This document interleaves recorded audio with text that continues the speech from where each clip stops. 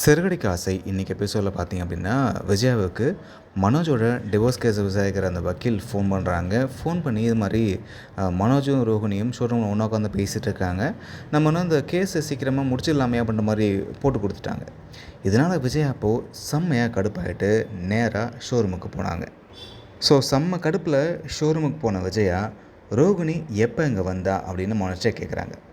இந்த கேள்வியை மனோஜ் வந்து எதிர்பார்க்கல அப்படின்றதால அவனுக்கும் தூக்கி வாரி போடுது. அதுக்கப்புறமா விஜயா திரும்ப பார்த்தீங்கன்னா அவள் எதுக்கு இங்கே வந்தா அப்படின்னு திரும்பவே அதையே கேட்டு தான் வந்து விசாரிச்சிட்ருக்காங்க.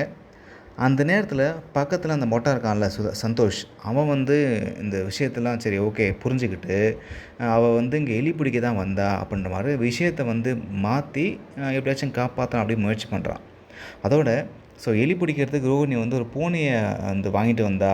ஆனால் இப்போது அந்த பூனை வந்து எலியோட ஃப்ரெண்டாக மாறிடுச்சு அப்படின்ற மாதிரிலாம் கதை விட்டுட்ருக்கான். இது கேட்டதும் விஜயாவுக்கு அந்த பூனை வந்து எங்கே, அதை வந்து பிடிச்சிட்டு வா அப்படின்ற மாதிரி சொல்கிறாங்க. இன்னும் விஜயாவுக்கு செம்மையாக கடுப்பாகுது.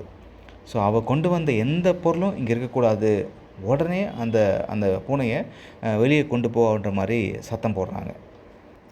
அதுக்கப்புறமா விஜயா இன்னொரு விஷயத்தையும் கேட்குறாங்க. இனிமே அந்த ரோஹிணி இங்கே வராளா இல்லையா அப்படின்றத நான் எப்படி தெரிஞ்சுக்கணும் அப்படின்னு கேட்குறாங்க. அதுக்கு ஜீவா, இங்கே சிசிடிவி இருக்குது, அதை உங்கள் ஃபோனோட கனெக்ட் பண்ணிட்டா நீங்கள் எங்கே இருந்தாலும் இங்கே என்ன நடக்குது அப்படின்றத பார்க்கலாம் அப்படின்னு போட்டு கொடுத்துட்டாங்க. இது கேட்ட விஜயா எனக்கு உடனே அதை கனெக்ட் பண்ணி கொடு அப்படின்னு சொல்லிவிட்டு மனோஜுக்கிட்ட இனி அந்த ரோஹிணி உன் கூட பேசக்கூடாது, அவளை நீ பார்க்கவே கூடாது அப்படின்னு கண்டிஷன்லாம் போட்டு போகிறாங்க. இன்னொரு பக்கம் முத்து மீனாவும் அவங்களோட அந்த ஸ்போக்கன் இங்கிலீஷ் கிளாஸில் ஃப்ரெண்டானார் இல்லையா அந்த ஐடி ஆஃபீஸர், அவரை அழைச்சிக்கிட்டு ஃபினான்ஷியரை விசாரிக்கலாம் அப்படின்னு போனாங்க. அங்கே போனதும் ஃபினான்ஷியரை பார்க்க 3 மணி நேரம் வந்து காக்க வேண்டியதாக இருந்துச்சு. அங்கேருந்த ஒரு எம்ப்ளாயி பார்த்திங்க அப்படின்னா வெயிட் பண்ண வச்சுட்டான். அப்போது முத்துவை அழைச்சிட்டு வந்த அந்த ஐடி ஆஃபீஸர் பார்த்திங்கன்னா அவர் இன்ட்ரடியூஸ் பண்ணிக்கிறாரு. அவர் யார் அப்படின்னு தெரிஞ்சதும் உடனே அந்த ஃபினான்ஷியர் பார்த்திங்கன்னா அவங்கள கூப்பிட்றாரு. ஃபினான்ஷியரும் அங்கே உள்ளே வந்து சார் அப்படின்லாம் பார்த்திங்கன்னா பம்புறான்.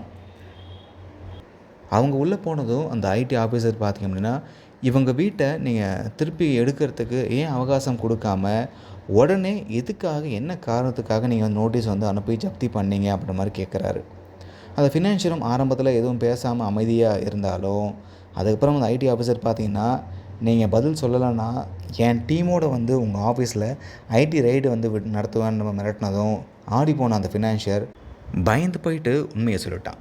இவங்களுக்கு நான் பணம் கொடுக்கல, என்னை பணம் கொடுக்க வச்சது சிந்தாமணி தான் அப்படின்னு சொல்லிட்டான்.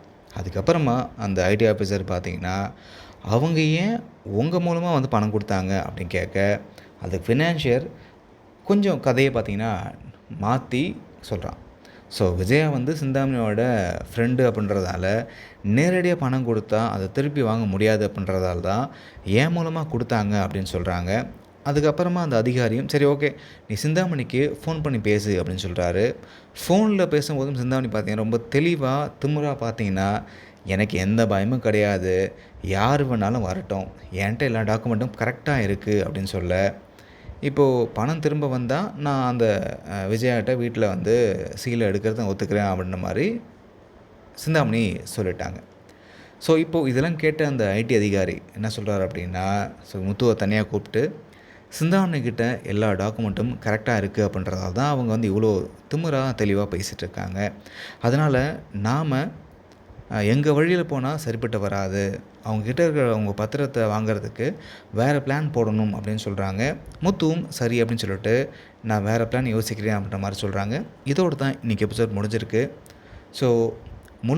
முள்ளால் தான் எடுக்கணும் அப்படின்ற மாதிரி டாக்குமெண்ட்டை சிந்தாமணிகிட்டேருந்து எப்படி வாங்க போகிறாங்க, முத்து என்ன பண்ண போகிறாரு, அதுக்கு இந்த ஐடி அதிகாரி எப்படி உதவ போகிறாங்க, வெயிட் பண்ணி பார்க்கலாம்.